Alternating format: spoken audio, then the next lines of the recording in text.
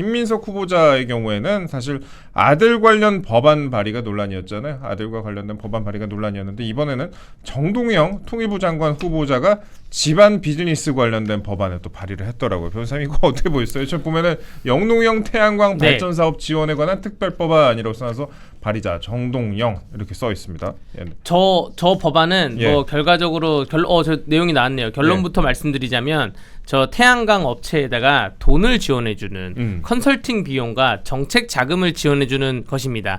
태양광 업체가 결국에는 태양광으로 전기를 만들어서 한국전력이나 이런 곳에 파는 곳인데 본인들이 이제 사업을 하기 위해서는 원가가 들어갈 거 아니에요. 태양광 패널도 들어갈 거고 뭐 부지도 살 것이고 했는데 막상 태양광을 설치해 놓고 나니 일단은 설치 비용 자체가 비싸면 그걸 지원해줘가지고 설치를 할 수 있게 하겠다라는 게 하나가 있고, 설치를 막상 했더니 태양광의 효율이 낮아가지고 우리가 돈을 많이 못 번다. 그럼 국가에서 그 돈을 보존해달라. 뭐 이런 내용이에요. 이거 말도 안 되는 내용의 법안인 것이죠, 사실은. 누가 사업을 하는데 나의 사업 우리가 음식점을 차리는데 제가 김치찌개집을 차릴 겁니다. 근데 김치찌개집을 차리게 원가를 김치를 국가에서 사줘.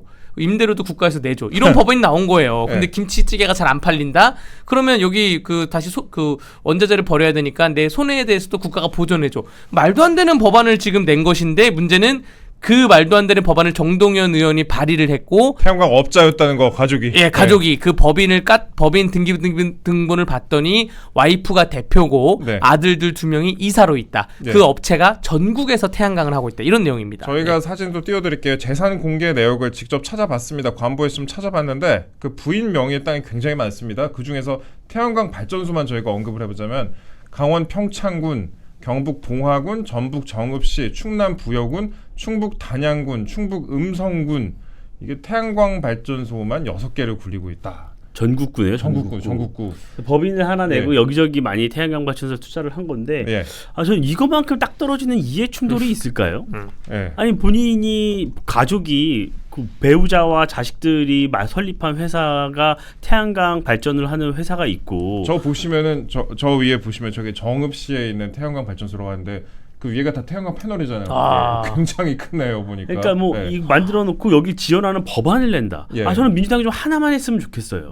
돈을 벌고 싶으면 돈을 벌고 어떻게 생업 본인들의 이권과 이 입법 활동을 같이 하다 보니까 이런 이해 충돌이 다수 발생하는 거잖아요. 그래서 민주당 같은 경우에는 이런 것들이 너무 많습니다. 그래서 구속된 분도 있어요. 이런 이해 충돌 문제로. 그래서 저는 정동영 후보자가 당초에도 이 통일부 장관 내정설이 굉장히 많았습니다. 그렇죠.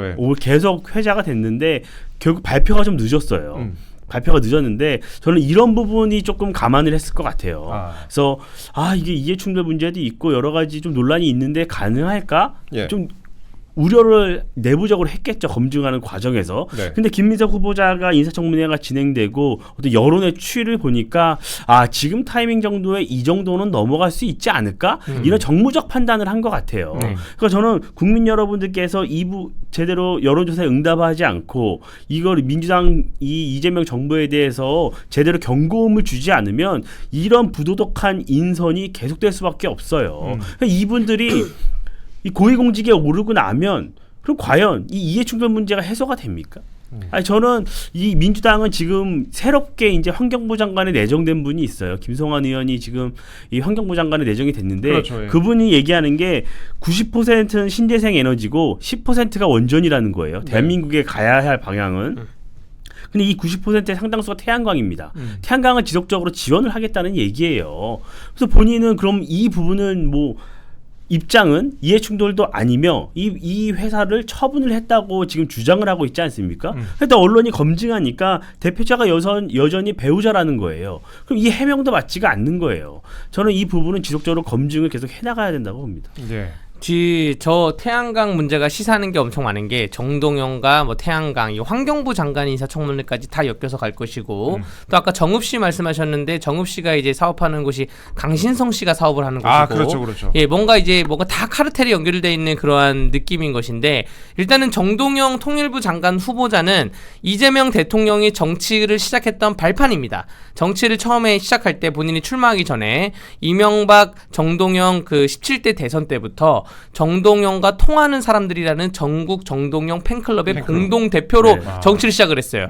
그리고 이재명 대통령이 정치적으로 어려움을 겪을 때마다 정동영 지금 장관 후보자가 정동영 의원이 멘토 역할을 해왔다라는 게 그 우리 정치계에서는 파다하게 다 알고 있는 내용인데, 그래서 통일부 장관 자리를 그 지명을 한 것이고, 정동영이 추진하는 통일부 정책이 곧 정부의 정책이 될 것입니다. 그럼 그것이 어떻게 될 것이냐?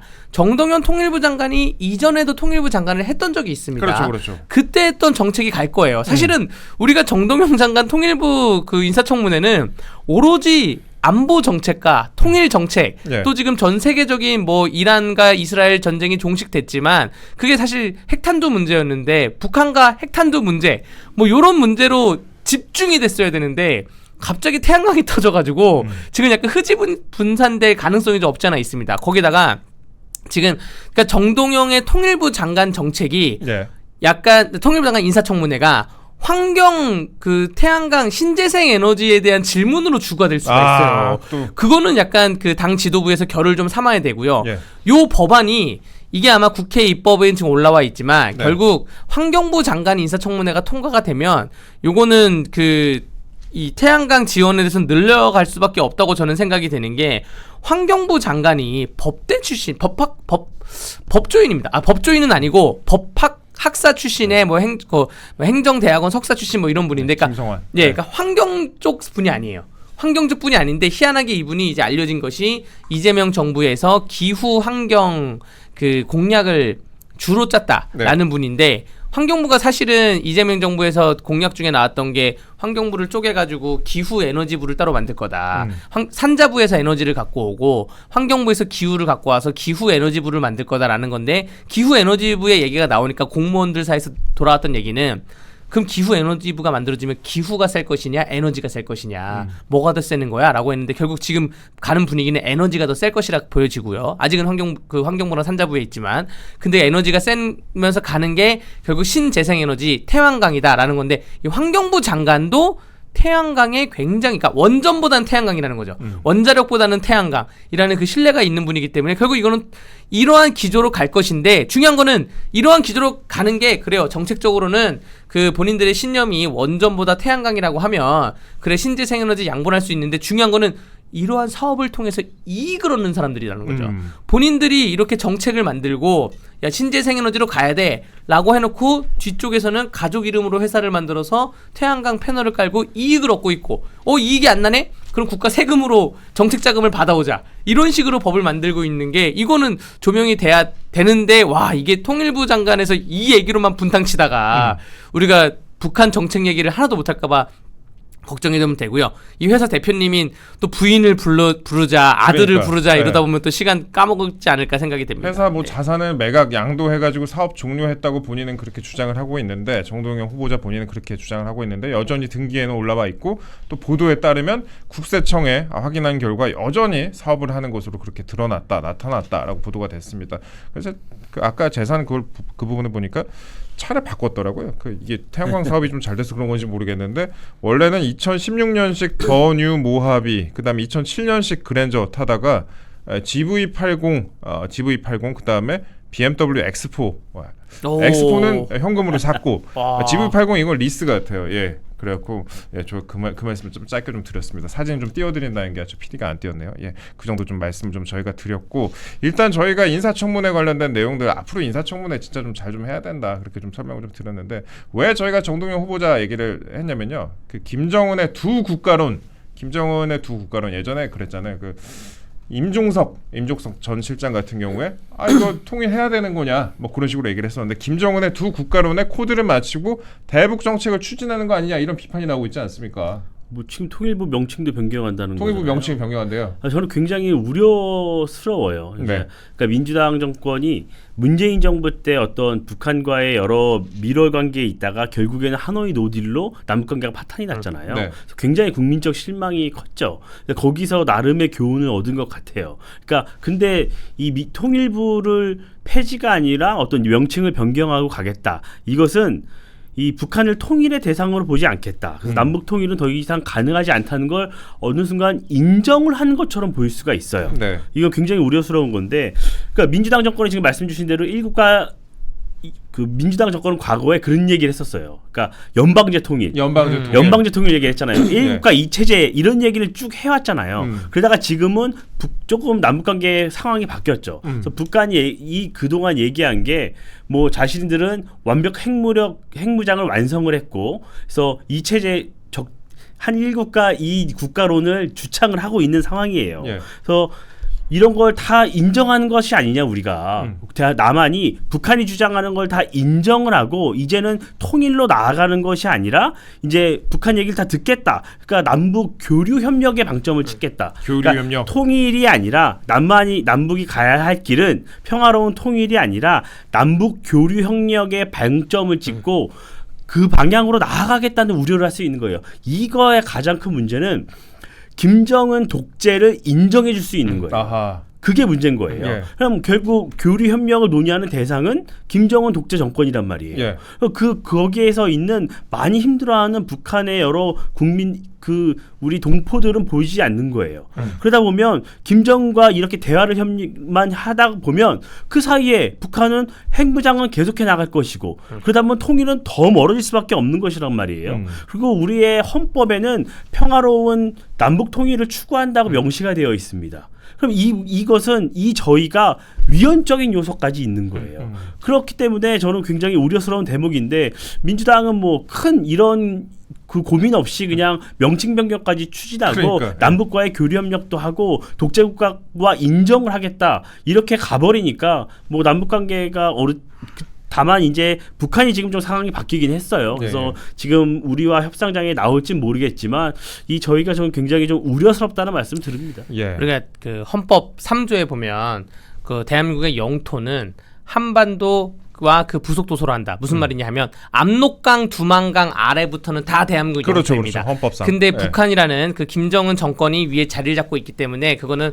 헌법상 위헌적인 반국가 단체예요. 근데 그것을 하나의 국가로 인정해 준다? 그럼 개헌을 일단 해야 됩니다. 그래서 아마 통일부에서 이런 작업을 할 수도 있어요. 개헌 작업을 해가지고 그 헌법 3조를 개헌해서 우리 영토를 포기하는 거죠. 전 세계에 유례 없는 우리는 나라가 되는 겁니다. 전 세계 역사 속에서 어떠한 나라가 영토를 포기하면서까지 뭐 국가 전략을 바꿉니까? 그래서 영토를 만약에 38선 이남으로 한다. 그래서 북한을 그 자체를 인정을 하고 북한 정권을 인정하고 교류를 하자. 예. 그럼 어떤 문제가 발생하냐?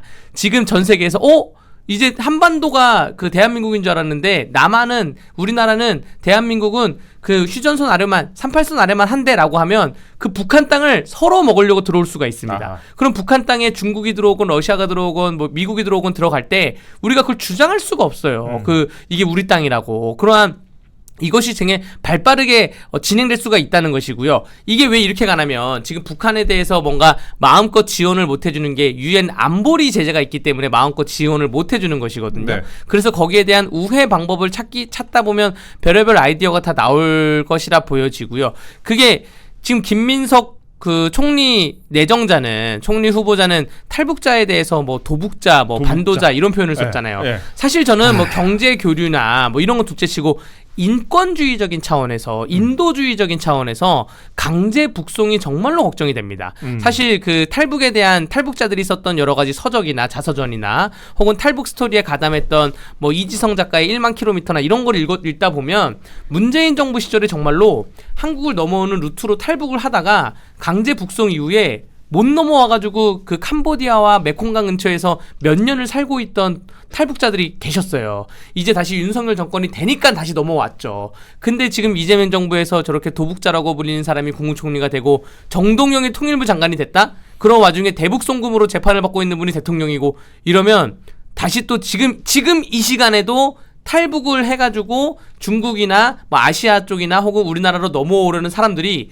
무서워서 못 넘어오는 거죠. 넘어왔다가 다시 강제 북송이 될까봐. 이게 인권주의와 인도주의적인 차원에서도 인사청문회에서 좀 날카로운 질의가 있어야 된다고 생각합니다. 통일부라는 게 사실 1969년에 박정희 전 대통령 당시에 국토통일원이라는 걸로 시작을 했습니다. 그래서 명칭에서 한 번도 통일이 빠진 적이 없었는데 이 김정은의 두 국가론이 갑자기 등장을 하면서 뭐 예를 들면 남북 관계부, 뭐 평화 교류부, 뭐 평화협력부 뭐 이런 식으로 바꿀 수도 있다. 그런 시그널이 나왔던 거 아니에요? 그러니까 이제 통일이라는 단어를 지워서 평화로 간 다음에 예. 그 궁극적으로는 외교라는 단어로 갈 거예요. 외교. 이거 그냥 북한도 하나의 나라인데 우리가 외교하는 거 아니냐. 예. 여러분들 그 정말로 반헌법적이고 위헌적인 발상이고요. 우리나라 영토는 아직도 압록강, 두만강까지가 우리나라 영토다. 법적으로 그렇게 설명을 드리겠습니다. 예, 그 이종석 국정원장도 비슷한 지적을 받고 있습니다. 취임사에서 국정원이 남북 간의 군사 긴장을 완화하고 대화의 돌파구를 열어나가는데 이바지해야 한다라고 했는데 글쎄 국정원이 이런 거 하는 데가 아니잖아요. 국가정보원인데 남북 관계 긴장 완화. 야, 이게 그래서 그러니까 투톱이 자주파 투톱이 김정은하고 코드를 맞추는 거 아니냐 이런 논란이 있습니다. 그 민주당은 늘 국정원을 통해서 남북 관계 개선을 논의해 왔죠. 예. 그래서 뭐 김대중 정부 때는 우리 박지원 비서실장이 왔다 갔다 하는데 그 뒤에 또 국정원을 통해서 다 일처리를 했었고 네. 문재인 정부 때는 아예 이제 박지원 의원을 국정원장에 앉혀갖고 북한과 소통을 했었고 그래서 지금 이종석 전 통일부 장관이잖아요. 통일부에 있을 때 북한 내재적 접근 이런 표현을 썼다가 굉장히 논란이 됐던 분인데 이종석 전 통일부 장관을 국정원장에 임명을 함으로 인해서 그 의도는 명백했던 거죠. 네. 남북관계를 개선해서 우리가 어떤 정권의 성과를 좀 만들겠다. 그런데 그걸 풀려면 북한의 친화적인 인사들을 앉혀야 된다. 네. 그러다 나온 것이 이제 과거의 경험이 있었던 정동영, 이종석 이 라인을 재기용했던 것이잖아요. 그렇죠. 그래서 이재명 대통령은 이 남북관계에 대해서 굉장히 본인이 한이 있어요. 과거에 이제 경기지사 때 냉면 못 먹은 거. 그러니까 경기지사로 재직 당시에 네. 이제 문재인 정부에서 남북관계 개선을 막 하려고 막 할 때 다 불려갔잖아요. 박원순 시장도 가고 뭐 유력 대선 주자들이 다 거기 동참을 했습니다. 그래서 근데 이재명 당시 경기지사만 거기 포함이 안 됐었죠. 네. 그래서 나온 게 이제 쌍방울 대북송금인 거예요. 그러니까 본인이 직접 어떤 정권의 남북관계 개선에 참여할 수가 없으니까 내가 따로 민간을 통해서 뭐라도 해보겠다. 그렇게 해서 이제 쌍방울을 통해서 좀 돈을 갖다 주고 뭐 이런 작업들이 연관이 됐던 건데 네. 뭐 이재명 대통령도 곧 이 재판도 향후에 받을 텐데요. 이화영 당시 부지사가 이 역할을 했던 거죠. 이게 이렇게 연결이 되는 겁니다. 그때 하지 못했던 남북관계 개선 이 부분을 자기가 본인이 대통령이 되어서는 과거의 인물들을 앉혀갖고 본인이 좀 해보겠다. 이 심산으로 두 사람을 앉힌 건데 저는 이 말씀을 꼭 드리고 싶어요.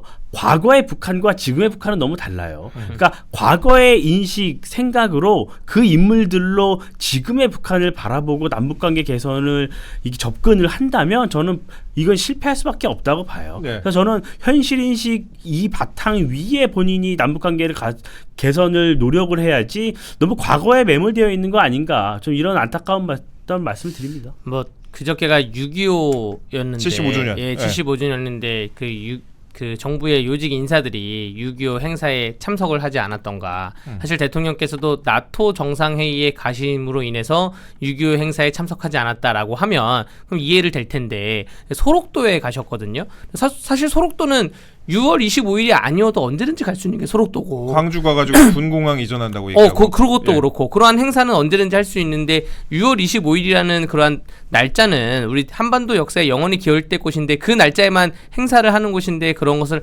안 가는 것도 좀 애매하고요. 또 중국에서는 이미 중국에 있는 미디어에서는 6.25 전쟁이 뭐 그 미국의 침략이건 혹은 뭐 우리 남한의 침략으로 시작됐다 이러한 오보를 발설하는 거에 대해서도 정부에서 아무런 입장을 밝히지 않고 있거나 네. 지금 북한에서는 뭐 오빠라는 표현을 쓰거나 뭐 하트라는 표현을 쓰면 그러면 총살을 당하는데 매월 몇 명씩 공개처형 공개 총살을 당하고 있다고 하는데 문화적인 쓰나미에 의해서 그런 거에 대해서도 인도주의적인 인권주의적인 아무런 입장을 밝히지 않고 있고 사실 뭐 모르겠습니다. 제가 85년생으로서 제가 어렸을 때부터 봐왔던 미디어나 서적이나 자료를 봤을 때는 전혀 이해할 수가 없는 거예요. 왜 이렇게 중국과 북한에 대해서 왜 아무 말도 못하고 퍼주기도 못하고 저는 그렇다 그래서 뭐 미국의 추종하자 이게 아니라 미국이든 일본이든 중국이든 북한이든 할 말이 있으면 해야 되고 또 손 잡을 거 있으면 잡아야 되는데 너무나 끌려다니는 행태고 그것이 지금